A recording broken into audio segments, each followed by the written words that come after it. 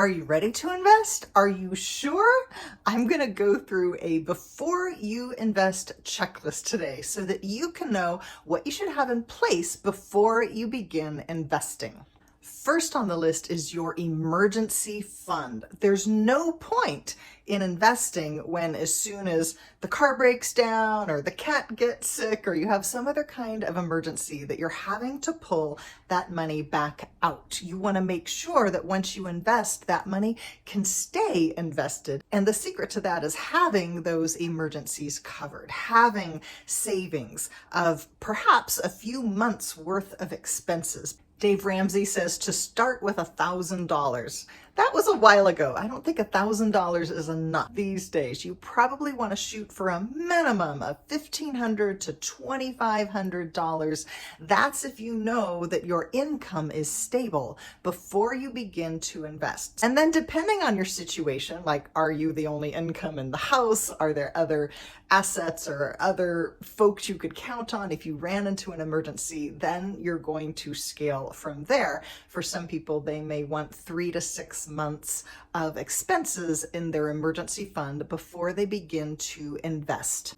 Second, let's look at credit card debt. Do you have any? If so, what are those interest rates? These days, the average interest rate on credit cards is like 25%. It's outrageous.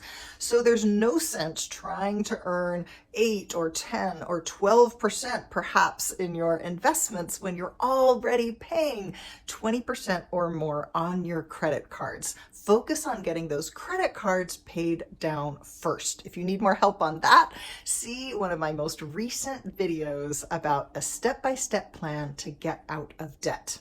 Number 3, do you have your necessary insurances? If you have a car, I'm sure you've got car insurance. I hope that you do. But there's other insurances that are very important as well. If you own a home and if that home is mortgaged, you're going to have home insurance. If your house catches on fire, if you have a major robbery, you will be covered.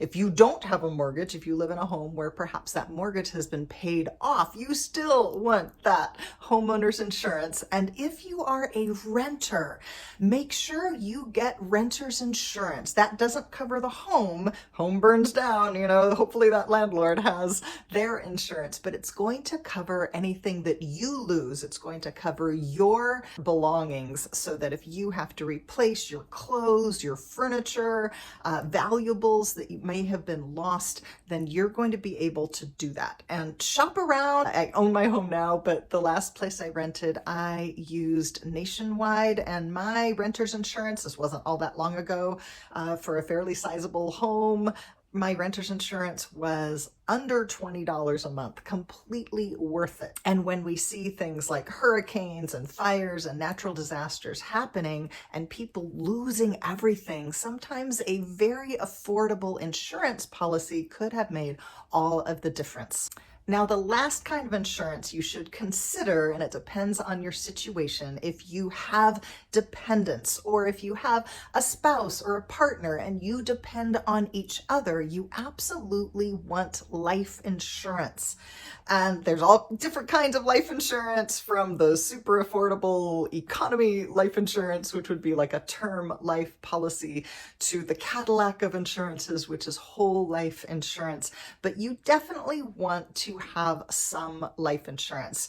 If you are just getting started financially, it may be that having a term policy or a convertible term policy would fit that bill. One of the policies that I have had, I got it in my 50s. It was a very, very affordable. It was a convertible term policy. I pay like $40 a month for that, and it was hundreds of thousands of dollars of coverage.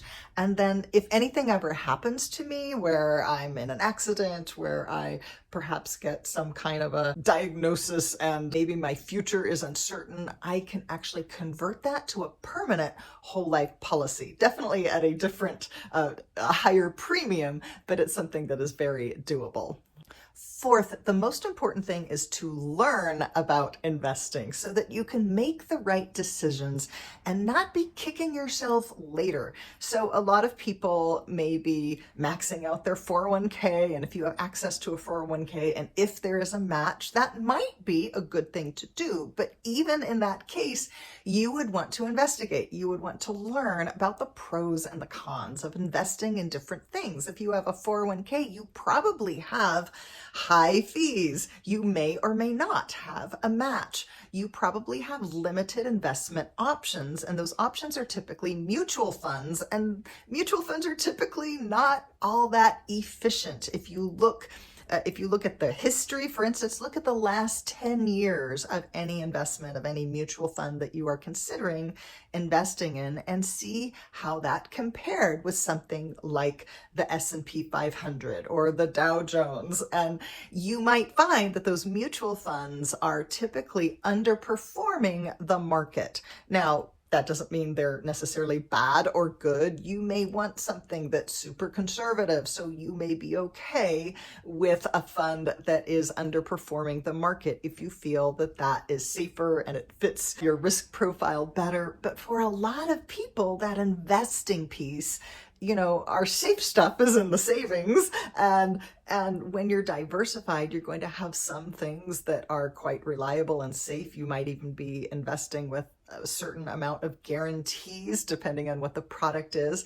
But then you also want something in your investments, the faster horse. You want the investment that has the chance of gaining more. And I was mentioning 401ks. If you don't have access to one of those, you might want to look at IRAs, and then you've got to decide between traditional or Roth, completely different taxation treatment. Or it may be that a brokerage account is the right choice for you. Those are the containers. They're not the investments. They are the containers into which you put investments, an IRA, a brokerage account, perhaps a 401k. And so choosing the right container is just as important as choosing the right investment.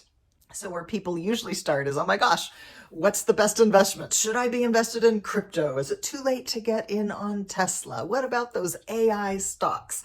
And people are always chasing that thing that they think is going to be the next hot stock. But there's actually safer ways to invest. There's proven ways to invest where you can lower your risk and raise your chance of success. I personally love index investing. I also love dividend investing, and especially dividend growth investing, where you're investing in stocks that pay perhaps a quarterly dividend, and over time we see those dividends increasing. So in that case, not only can your investment be perhaps gaining value, but also those dividends are going to be increasing over time.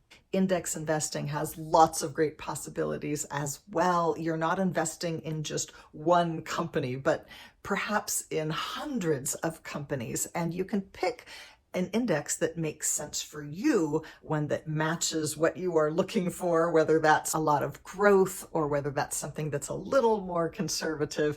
And then you don't have to pay the high fees that are typical in a 401k. There is a study done by a nonprofit. It is called the Retirement Savings Drain. It was done by demos.org. Robert Hilton Smith was the author of that study, and it showed that an average income American family investing consistently over time could lose as much as 6 figures. I think they calculated $155,000 could be lost over time to the fees, the commissions, and the other costs associated with their retirement account. That is nuts. $155,000. So instead of ending up maybe with $400,000 in that account, they were ending up with $250,000. That is something when I teach investing, people are always saying, oh my gosh, I wish I knew this sooner. I'm so glad I'm learning this now. You also need to decide, do you want to do it yourself investing? Index fund investing is something you can, and I think you probably should do it by yourself so that you're not paying somebody a fee to buy something where you're just telling them to buy that, but then you're paying them a big fat fee and losing those thousands of dollars. Some people love the full service thing, but I would encourage you, even if you have an advisor that you are paying fees to, look and see, are you getting value for the fees that you are paying? Are you receiving advice? Are you sitting down once or twice a year and you're getting your questions answered? Maybe they're helping you answer questions about taxes, about the economy, about other decisions that you need to make financially. And if they are providing you with that value, then great, that's fantastic. And even if you do have an advisor, that doesn't mean that you can't start something like a Roth IRA on the side where you're putting in a little bit of money, perhaps creating an extra 6 figures for your future and money that you can pull out without any income tax.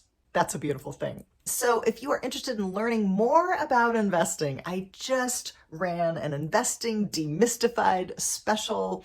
It actually gives people access to my Retirement Revival program. We just entered into the investing module on that, and I'm going to be doing as well a workshop around index investing, and there's going to be access to Q&As and to some group coaching, and also a 30-minute private session with me. If you are interested in taking advantage of that special, I'm extending it just for a bit. Reach out to me, kate@totalwealthcoaching.com, or you can find other information in my bio where you can follow me or contact me. But what I would encourage you to do is, even if you're not ready to invest yet, like maybe you're still paying off some credit cards, maybe you're still saving up that emergency fund, it is never too early or too late to learn about investing. You know, if you are always shopping online, maybe you're looking for coffee tables. I remember when I used to have Pottery Barn